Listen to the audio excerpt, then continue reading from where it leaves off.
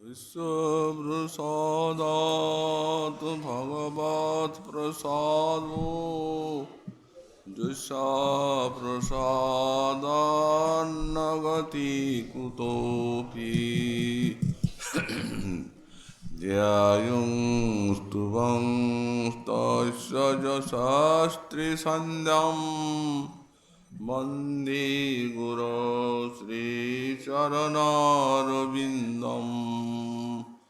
आजानुलम्बितभुजौ कनकावदातो सङ्कीर्तनैकपितरौ कमलायताक्षौ विश्वाम्बरौ द्विजवरौ जुगधर्मपालौ वन्दे जगत्प्रियकरौ करुणावतारौ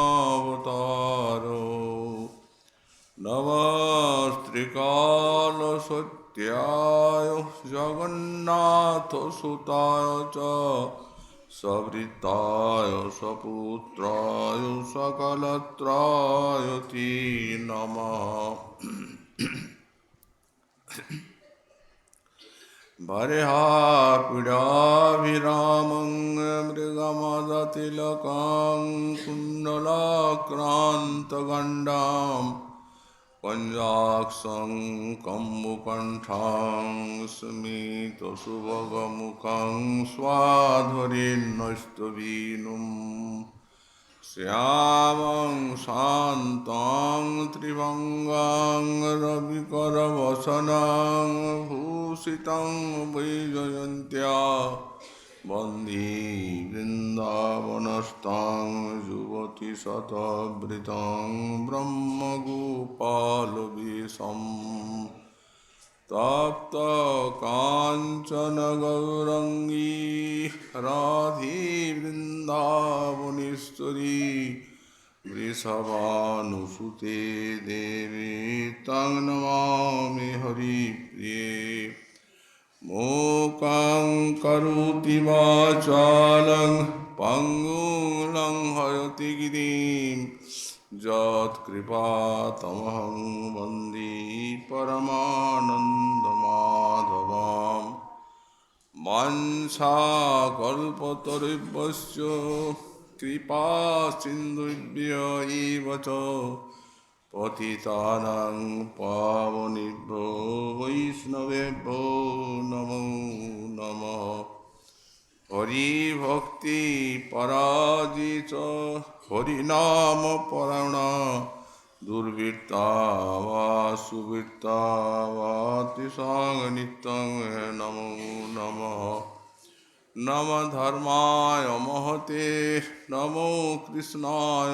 विदुषे ब्राह्मणे नमस्कृत्य धर्मान् मोक्षे सनातनान् नारायणं नमस्कृत्य नरं चैव नरोत्तमं देवीं सरस्वतीं व्यासं ततो जयो मुदीरयेत् जय रूप सनातन भट्ट रघुनाथ श्रीजीव गोपाल भट्ट दास रघुनाथ এই ছয় গুসাইর করে চরণবন্দন ইহা হইতে বিঘ্ননাশ ভীষ্ট পুরাণ দুর্গমী পথিমেন্দ্রশ্চাস্খলৎপাদগতির্মুহু সকৃপাজুষ্টিদানেন সন্তঃ সন্তু অবলম্বনম।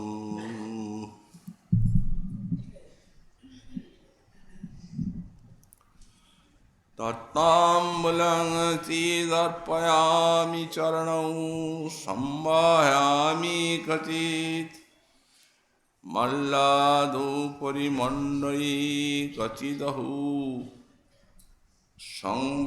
संवाहयामि क्वचित् कर्पूरादिसुवासितं क्वच पुनः सुस्वादु चाम्भोमृतं पायाम्येव गृहे कदा खलु भजे श्रीराधिका माधवौ।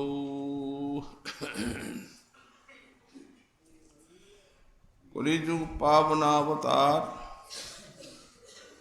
শ্রী শ্রী গৌরাঙ্গ মহাপ্রভুর পরম অন্তরঙ্গ পার্ষদ পরম পূজ্যপাদ শ্রী শিল প্রবোধানন্দ সরস্বতী চরণ তাঁর শ্রী শ্রী রাধারস সুধানিধি গ্রন্থে 135 সংখ্যক শ্লোকে শ্রী শ্রী রাধা মাধবীর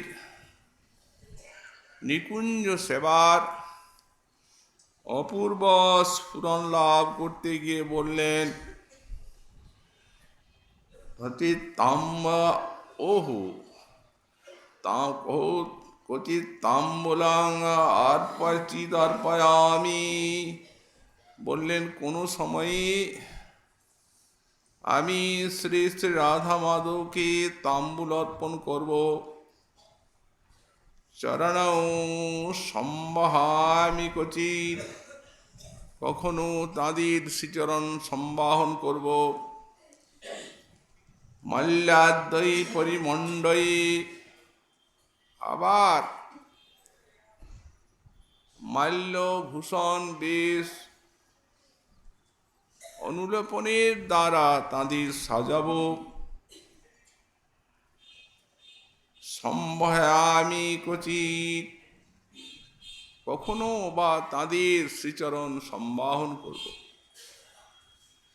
কর্পূরাদি সুবাসিতং কচপুন সুস্বাদু চাম্বামৃতং পায়ামি, এবং কর্পূরাদি বাসিত অতি সুস্বাদু অম্বমৃত অর্থাৎ পানক আমি তাদের পান করাবো। এইভাবে গৃহে কদা খলু হদি শ্রীরাধিকা মাধব, সেই নিকুঞ্জ সদনে আমি কবে শ্রী শ্রী রাধা মাধবীর চরণ ভজন করব। শ্রীপাদ গোস্বামী চরণ এর পূর্বের 2টি শ্লোকে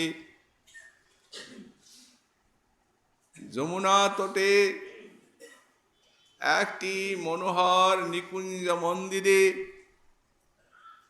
শ্রী শ্রী রাধা মাধব যুগলের অপূর্ব লীলা স্ফূর্তি লাভ করেছেন এবং পুঞ্জরন্ধ্রে নয়ন দিয়ে যুগলের রূপমাধুরী, গুণমাধুরী, চরণ মাধুরী,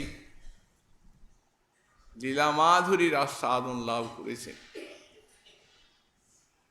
স্ফুরণের বিরাম হয়নি, স্ফূর্তি একভাবেই চলছে। কিঙ্করী কুঞ্জরন্ধ্রে নয়ন দিয়ে দেখছেন যুগলী লীলার অবসান। শ্রীযুগল সেই শয্যার উপরে উপবিষ্ট হয়ে আছেন। কিঙ্করী বুঝতে পারছেন যে এই সেবার সময় এলো। অতএব সেই কুঞ্জে প্রবিষ্ট হয়েছেন কিঙ্করী এবং যুগলের নিরুপম সেবা আরম্ভ করেছে।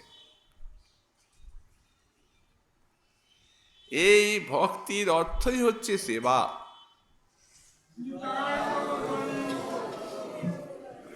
ভজ ইত্যে সবই ধাতু সেবায়াং পরিকীর্তিত। ভজ ধাতুতে ভক্তি শব্দ নিষ্পন্ন। ভজ ধাতুর অর্থ হচ্ছে সেবা, হতে ভক্তির অর্থই হচ্ছে সেবা। তো সব প্রেমিকেরই কি একরূপ সেবা আছে? বললেন না না না, তা নয়। এই ভক্তির জাতি এবং পরিমাণ অনুরূপ এই সেবার সংকুচ বিকাশ হয়ে থাকে। যেমন দৃষ্টান্ত বলে 5 প্রকারের ভক্ত: শান্ত, দাস্য, সখ্য, বাৎসল্য, মধুর। শান্তের কোনো সেবা নেই, তো সেবাই যখন ভক্তি,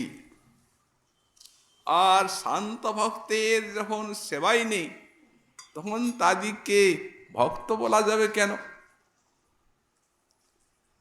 শ্রীমৎ জীব গোস্বামীপাদ তাঁর শ্রী প্রীতি সন্দর্ভ গ্রন্থে লিখলেন, এই জন্যই এদিকে তটস্থ ভক্ত বলা হয়েছে, এবং এদের ভক্তিকেও তটস্থা ভক্তি বলা হয়েছে। যেহেতু এদের শ্রীকৃষ্ণের স্ফূর্তি কি রূপে হয়? সান্দ্রানন্দ ঘন সিন্ধু,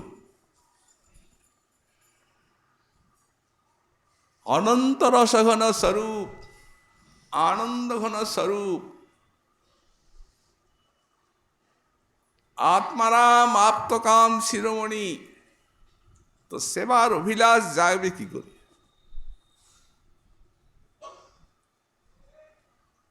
গোস্বামীপাদ একটি শান্ত ভক্তের উক্তি এখানে উদ্ধৃত করছেন।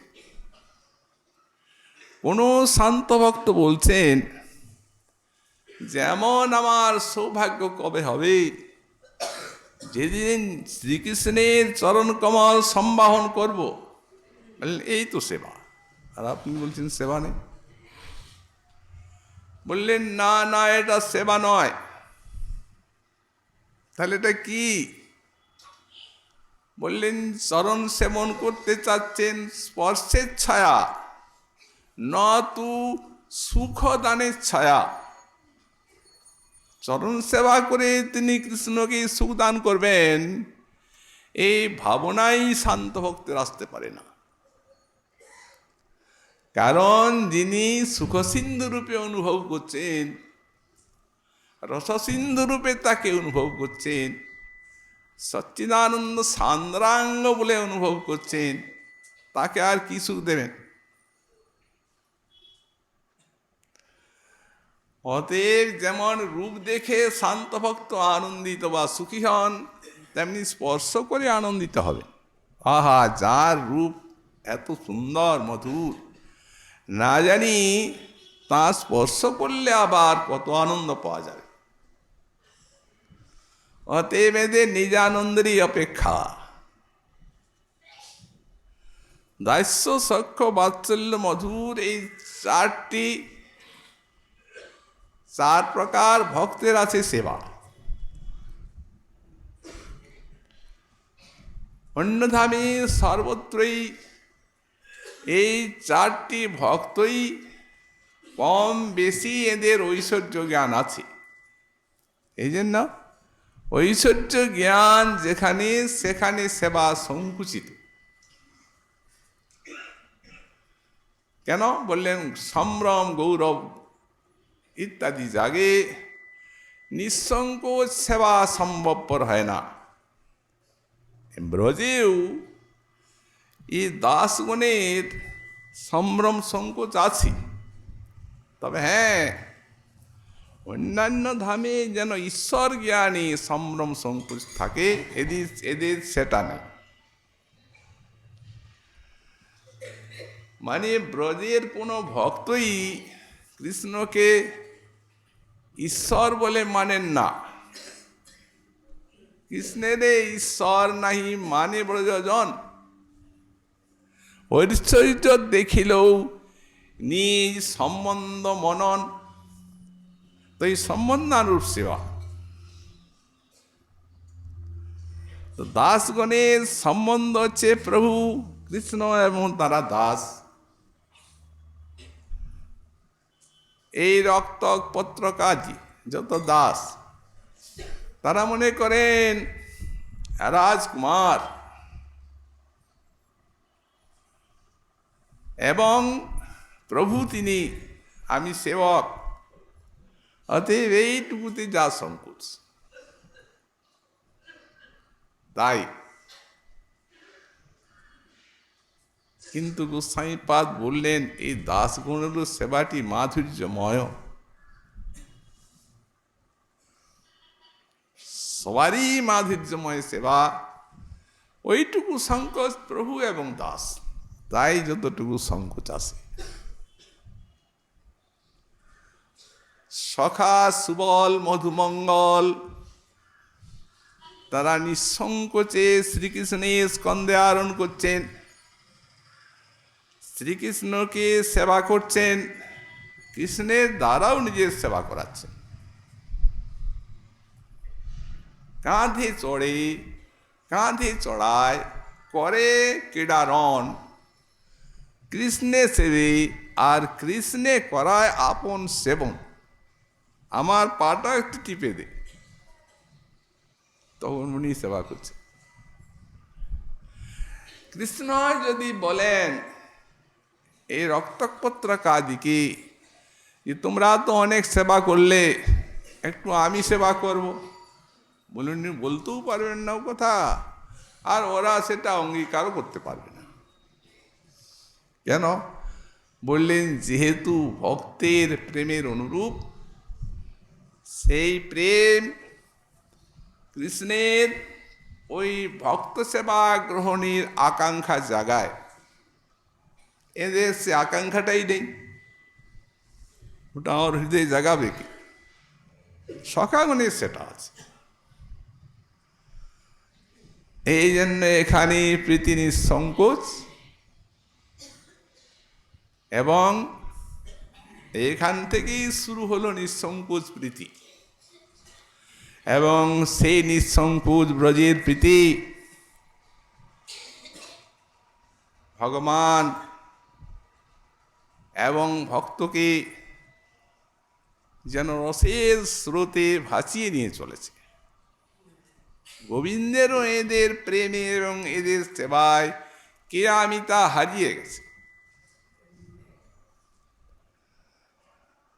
মাতা পিতার আবার অধিক তাড়ন, ভৎসন, লালন পালন, যেহেতু চারি রসের গুণে বাৎসল্য অমৃত সমান, সর্বোপরি এই দেবী গণের মধুর রস, এর তুলনা কুত্রাপি নেই। কৃষ্ণকান্ত আরও আছেন, যেমন দ্বারকায় মহিষীগণ আছেন, তাদেরও ঐশ্বর্য জ্ঞান রয়েছে, সম্বন্ধ জ্ঞান উপাধি আছে। এদের ঐশ্বর্য জ্ঞান তো নাই, সম্বন্ধ জ্ঞান উপাধিও এখানে নাই। পরকীয় ভাবে অতি রসের উল্লাস, সেই উল্লাস নিয়ে এদের নিঃসংকোচ প্রীতি আছে, অপরূপ সেবা আছে, সখ্যের নিঃসংকোচ প্রীতি, বাৎসল্যের তাড়ন ভৎসন আছে, লালন পালনও আছে, সেই সঙ্গে নিজস্ব মধুর রসের সেবাটি আছে। নিরূপম এই মহাভাব রস দিয়ে শ্রীকৃষ্ণের সেবা, প্রেমানুরূপ সেবা, কিন্তু মহাভাব পরাকাষ্ঠা। প্রেম ক্রমে বাড়ি হয়, স্নেহ মান প্রণয় রাগ অনুরাগ ভাব মহাভাব হয়। তো সুতরাং এই মহাভাবের যে সেবা, সে সেবার কোনো তুলনা নেই। নিজে হারিয়ে যান গোবিন্দ এই সেবারসের শ্রুতি। এটিও ব্রজে আবার দু প্রকার, এই পরকীয় মধুর রস। একটি হচ্ছে সম্যক ইচ্ছাময়ী, আর একটি হচ্ছে তৎ ভাব ইচ্ছাময়ী। সম্যক ইচ্ছাময়ীটি হচ্ছে নায়িকা ভাব, রাধারানী, চন্দ্রাবলী ইত্যাদি। আর তদ্ভাব ইচ্ছাত্মিকাটি হচ্ছে সখী ভাব। এখন এই যে সখী ভাব, এই সখীকে মোটামুটি 3 ভাগে ভাগ করা যেতে পারে। একটি ভাগ হচ্ছে অধিক স্নেহা, একটি সমস্নেহা, একটি সমস্নেহা, একটি কৃষ্ণ স্নেহাধিকা। এই 3 প্রকার অসমস্নেহা। তো ঠাকুর মশাই বললেন সমস্নেহা অসমস্নেহা এই দুইয়ে না করিও লেহা। আনুগত্যেই তো ব্রজের ভজন। সমস্নেহা ললিতা বিশাখাদি, অসমস্নেহা হচ্ছেন ধনিষ্ঠাদি কৃষ্ণ স্নেহাদিকা। এই দুইয়ে না করিও লেহা, এই উভয়ের আনুগত্য আমাদের নয়। এবে কহি অধিক স্নেহাগণ নিরন্তর থাকে সঙ্গে, প্রেম সেবা আদি রঙ্গে। এই নর্ম সখী এই সব জন শ্রীরূপ মঞ্জরি সার, শ্রীরতি মঞ্জরি আর, লবঙ্গ মঞ্জরি মঞ্জুলালি, শ্রীরস মঞ্জরি সঙ্গে, কস্তুরিকা আদি রঙ্গে। এরা প্রেম সেবা করে কুতূহলী। এই এসবার অনুগা হইয়া প্রেম সেবা নিব চাইয়া। এই গৌড়ীয় বৈষ্ণবীর সাধন এবং সাধ্য। ইঙ্গিতে বুঝিব সব কাজ, রূপে গুণে ডগমগী, সদা হব অনুরাগী। বসতি করিব সখীর মাঝ, সেই বৃন্দাবনে 2 জন, চতুর্দিকে সখীগণ। সময় বুঝিয়া রস সুখী, সখীর ইঙ্গিত হবে চামর ঢুলাব কবে, তাম্বুল যোগাব চাঁদ মুখে। যুগল চরণ সেবী নিরন্তর ইহা ভাবি, অনুরাগী রহিব সদায়। এই সাধনে ভাবিব যাহা, সিদ্ধ দেহে পাব তাহা। রাগপথের এই সে উপায়। এই গৌড়ীয় বৈষ্ণবীর মঞ্জুরের আনুগত্য ভজন।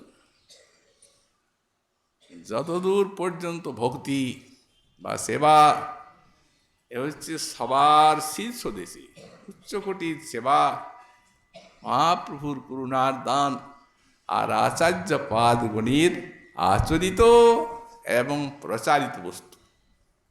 নিজে আচরণ করেছেন, আস্বাদন করেছেন, আর এই সব শিক্ষা সাধকের জন্য এই গ্রন্থে টিকে রেখেছে।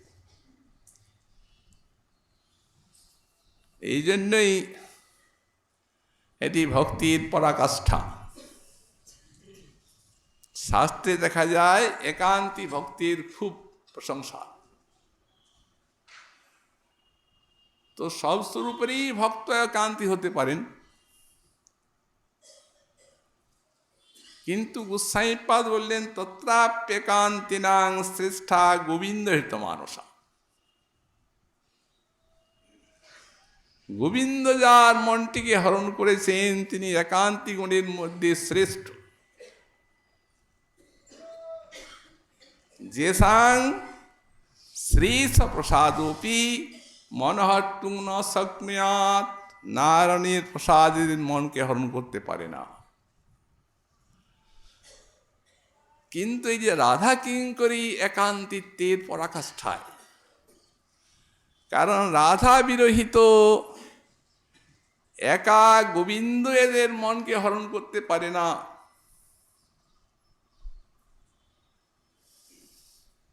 রাধারানী চায়, এরা যুগল উপাসক। যেহেতু এদের অধিক স্নেহা বা রাধা স্নেহাধিকা প্রীতি, সুতরাং প্রাণ ঢালা সেবা এবং কোটি কোটি প্রাণ অপেক্ষা প্রিয় শ্রী শ্রী রাধা মাধবের এত রসময়ী সেবা আর বিশ্বজগতে কারু নেই। তো এখানে প্রথমেই বলছেন তাম্বুলং অর্পয়ামি, তারপরে বলছেন চরণৌ সম্বাহামি, তারপরে বলছেন মাল্যাদি পরিমণ্ডয়ে, তারপরে সংবিজয়ামি, এবং অমৃতের মতো পানক পান করা। আসলে এইভাবে সেবাটি করেন নাই, সেবাটি করেছেন ঠিক ক্রমানুসারে। তবে এইভাবে বলছেন কেন ক্রম লঙ্ঘন করে?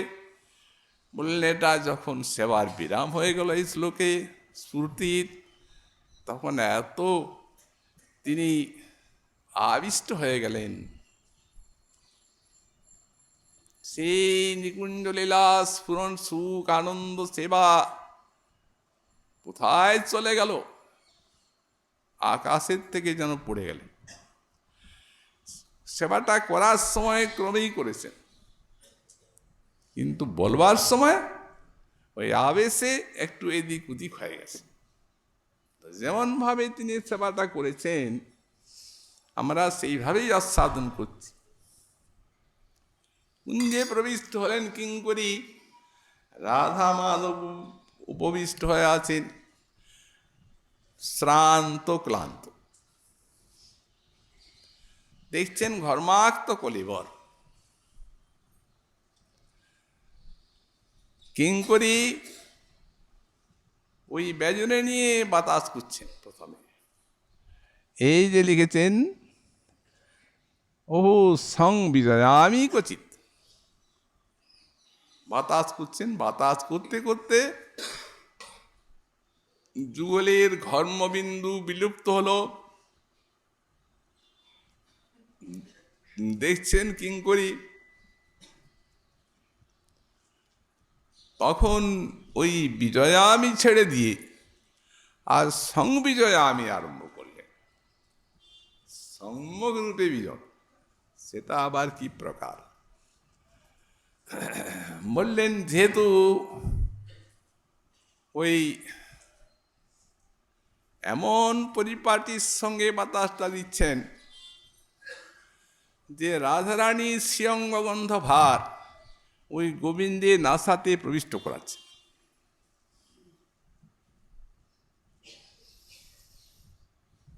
সেবায় সুখী করার সঙ্গে সঙ্গে আছে পারস্পরিক মাধুর্যের আস্বাদন দান।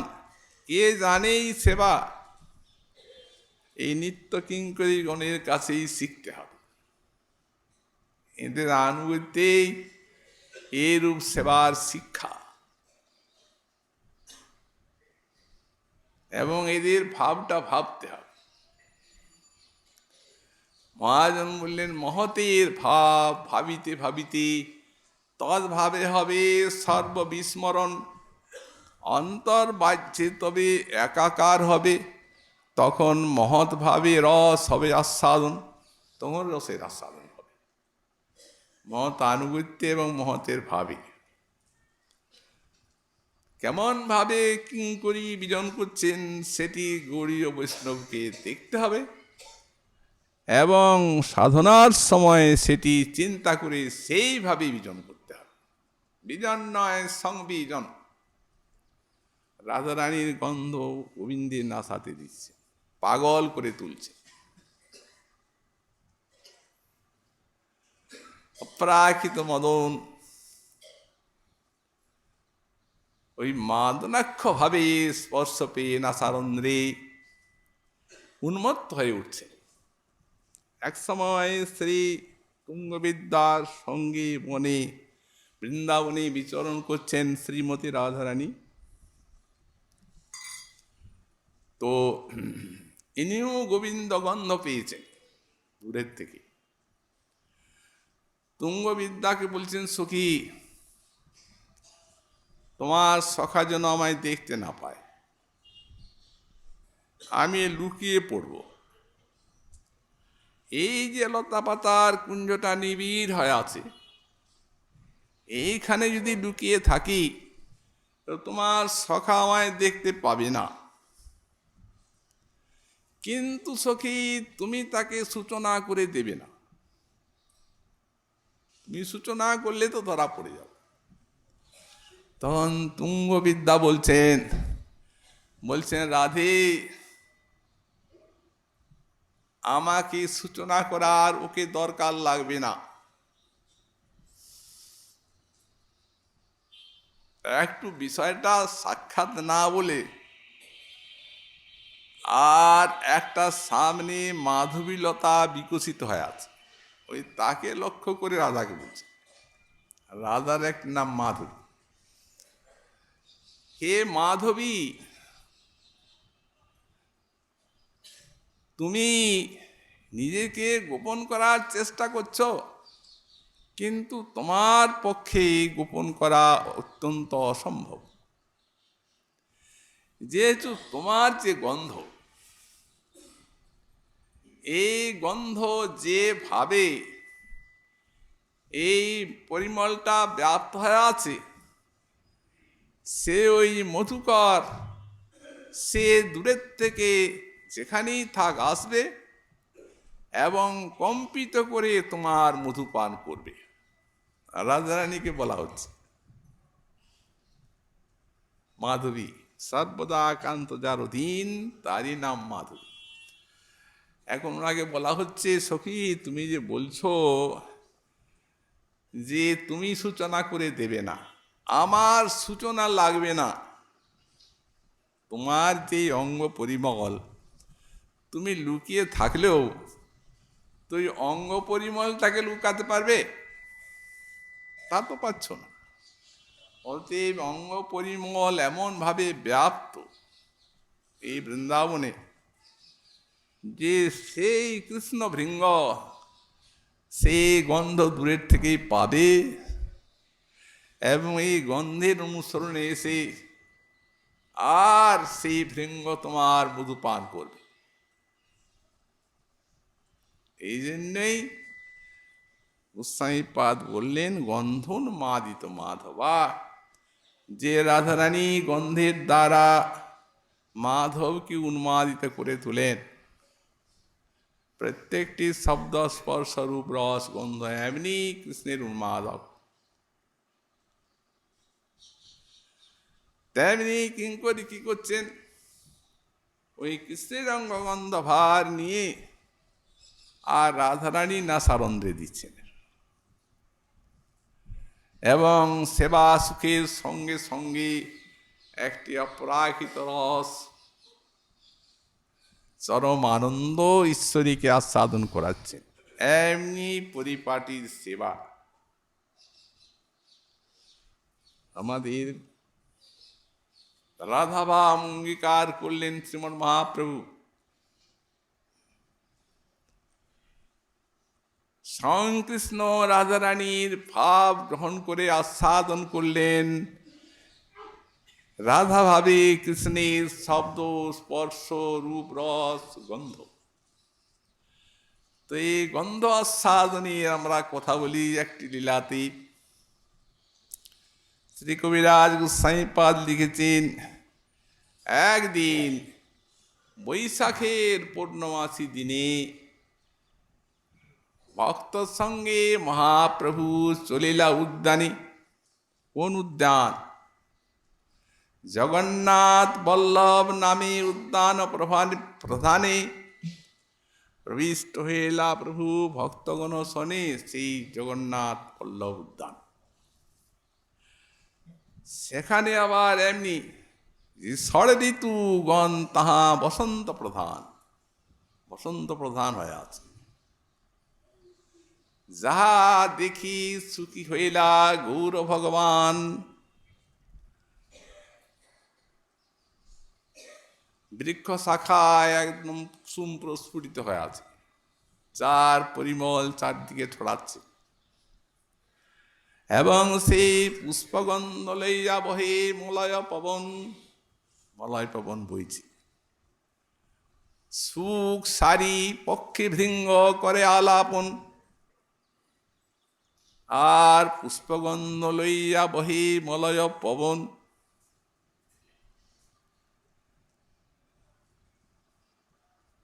পূর্ণচন্দ্র চন্দ্রিকায় জগত উজ্জ্বল, সেই চন্দ্রিকার আলোকে এ উদ্যান করে ঝলমল। বসন্ত ঋতু এমন মূর্ত হয়ে আছে, মহাপ্রভু ইঙ্গিত করছেন স্বরূপ সেই গীত গোবিন্দের বসন্তের যে পদ, সেই পদ যে লবঙ্গলতার আস্বাদন করা। স্বরূপ গাইতে আরম্ভ করে দিয়েছেন মধুকণ্ঠী।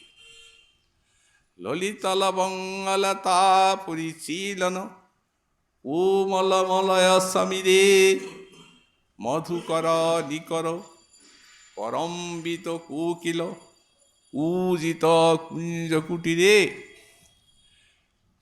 বিহরতি হরিরিহ সরসব সন্তে, নিত্যতি যুবতী জনেন সমংসখী। এই বিরহী জনস্য দুরন্তে, এই বিরহ জনের অতি দুরন্ত।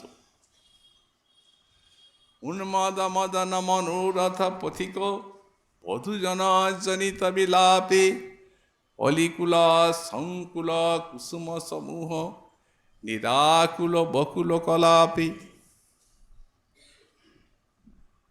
মৃগমদা সৌরভ রভসব সম্বদ নবদল মালতমালে, যুবজন হৃদয় বিদারণ মনসিজ নখরুচি কিংসুক জালে। মধুকণ্ঠে গান করছেন শ্রীমন মহাপ্রভুর নিকটে। এই বসন্তের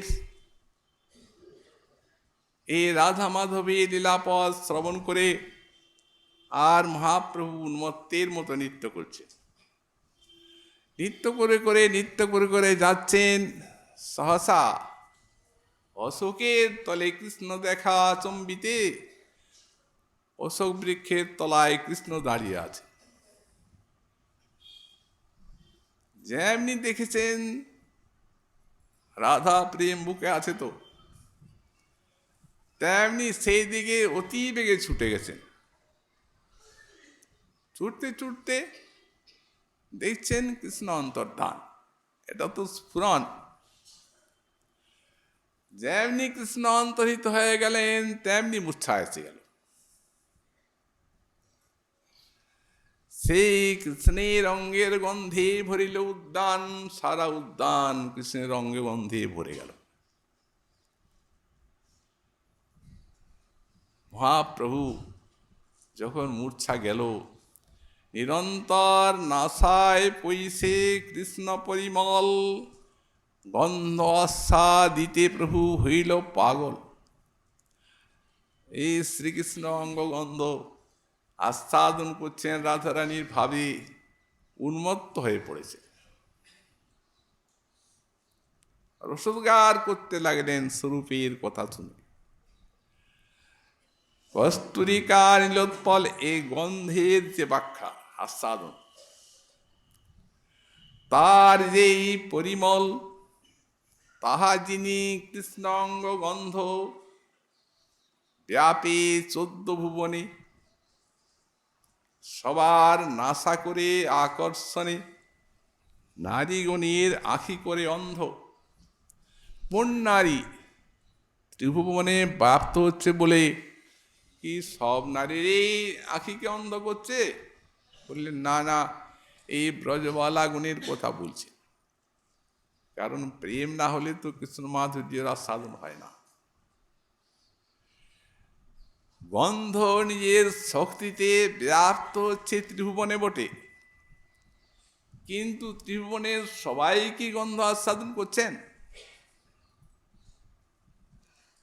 যার যেমন প্রেম তিনি সেইভাবে আস্বাদন করছেন, আর প্রেম নাই তিনি কিছুই না।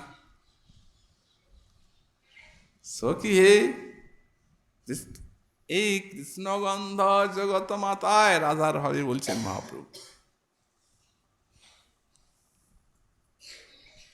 কৃষ্ণগন্ধ জগত মাতায়। নারীর নাসায় পইছে সর্বকাল তাহা পইছে। এই ব্রজরমণী গণী নাসারন্ধে প্রবিষ্ট হয় আর সেইখানেই থাকে। কৃষ্ণ পাশে ধরি লইয়া যায়, কৃষ্ণ পাশে ধরে নিয়ে যায় এই গন্ধ। মহাপ্রভু রাধাভাবে বললেন, কৃষ্ণের অঙ্গে আছে 8টা কমল। এই পদ্ম, এই যে 8টা কমল, করযুগ চরণ আর নেত্র নাভি বদন, এই অষ্টপদ্ম কৃষ্ণ অঙ্গে। হাত হাত হচ্ছে 2টি, চরণ হচ্ছে 2টি, এই 4টা,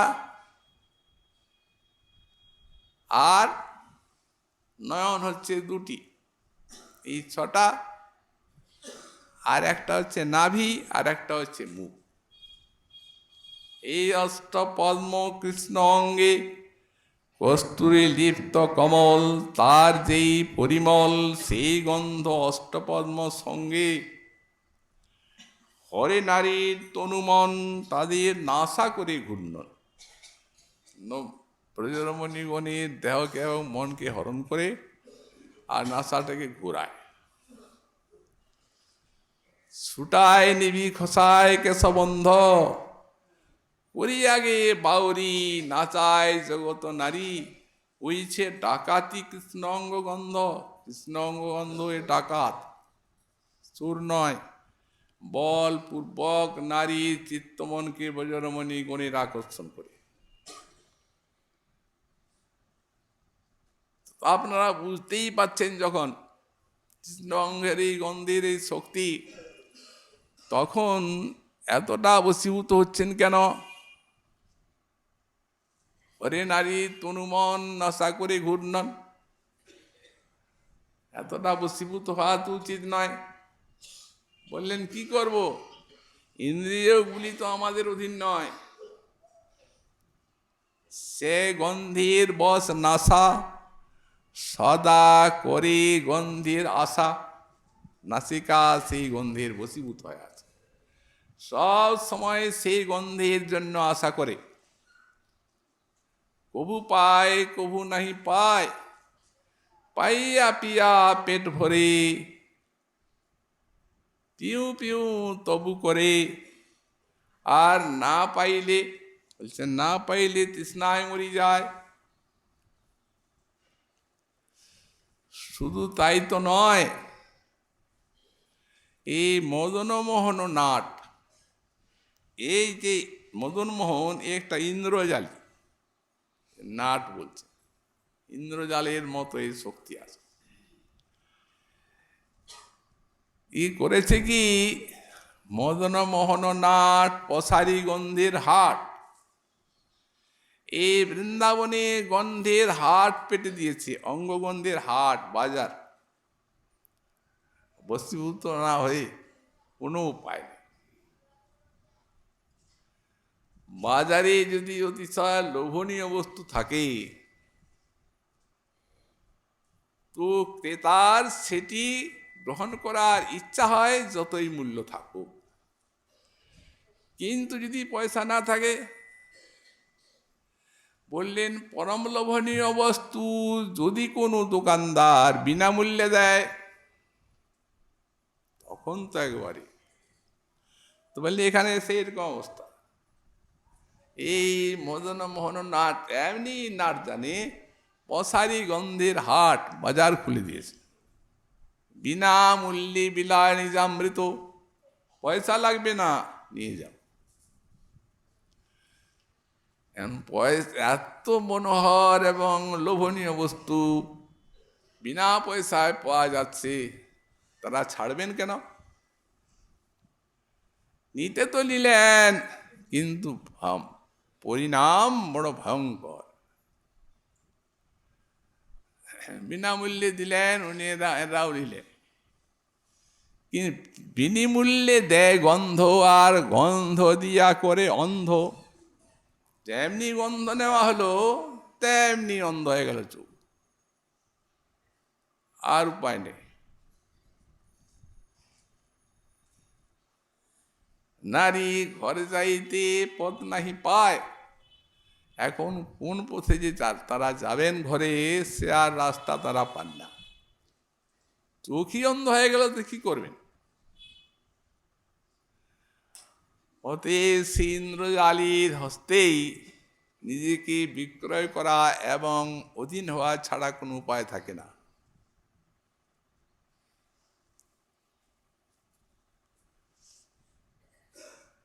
ওই ছন শ্রী গৌর হরি গন্ধে কইলা মন চুরি। গন্ধে মন চুরি করল, শ্রীকৃষ্ণ অঙ্গ গন্ধে অচেতন হয়ে গেল প্রভুর মন। সেই গন্ধ আস্বাদনের অধিকার ভাবি। তো সেই গন্ধ দিচ্ছেন রাধারানীর কর্ণরন্ধ্রে। তাই বললেন সংবহামি গচিত সম্যক রূপে, ওই চরণ সম্বাহন করব আমি। এটি হচ্ছে সম্বহামি শব্দের আস্বাদনী। তারপরে এখন চরণ সম্বাহন করলেন। তারপরে সংবিজয়ামি হলো, কর্মবিলুপ্ত করলেন। তারপরে সুস্বাদু চাম্বমৃতম পায়ামি এব। সুস্বাদু অম্বমৃত মানে পানক, পানক পান করাচ্ছেন। কর্পূর সুবাসিতং সুস্বাদু অম্বমৃতম পায়ামি। এখানে সংবিজন করেছেন, সংবিজনে হাওয়া দিয়েছেন। হাওয়া দেওয়ার পরে এখন সেই পান করাচ্ছেন অমৃত, সুস্বাদু অম্বমৃত। এখন অম্ভ শব্দের অর্থই হচ্ছে জল, জলেরও একটা নাম অমৃত। এখানে দুটি শব্দ দেওয়া হচ্ছে, অম্ভাম অম্বমৃত, অর্থাৎ জল রূপ অমৃত। তাহলে সেই জলে অমৃত মিশানো আছে। তো জলে কি অমৃত মিশানো আছে? সেটি পানক, মিষ্টি মিশানো আছে জলে। উত্তম রূপে পানক তৈরি করেছেন কিঙ্করী, উভয়ের পরিশ্রম নাশের জন্য। বললেন না না, শুধু তাই নয়, এখানে ওই মিষ্টিটা ওই অমৃত নয়, এখানে পারস্পরিক যে অধরামৃত সেইটি হচ্ছে পানক, মিষ্ট অমৃত। তো সেই যে পানক পান করাচ্ছেন যুগলকে, সেই পানক পানের, সেই পানকের সঙ্গে মিশে আছে অমৃত, পারস্পরিক অধরামৃত। কৃষ্ণ হাতে দিচ্ছেন পানকটা, তখন তিনি তো আগে পান করবেন, কিন্তু পান না করে প্রিয়াজির মুখের কাছে নিয়ে আসছে। প্রিয়াজি আগে পাবেন কেন? তার মুখে সৌরভে বাসিত করছেন পানকটা। বাসিত করে আর পান করবেন। যখন সেই মুখের কাছে নিয়ে এসেছেন প্রিয়াজির, তখন প্রিয়াজি একটা কটাক্ষ করে ঈষৎ হাস্য করলেন। ওই আর এক অমৃত, অমৃত যেন ঝরে পড়ছে। তখন অধর চষকে সেটি আস্বাদন করলেন, আর শ্রীমুখ বাসিত অমৃতটি পান করলেন।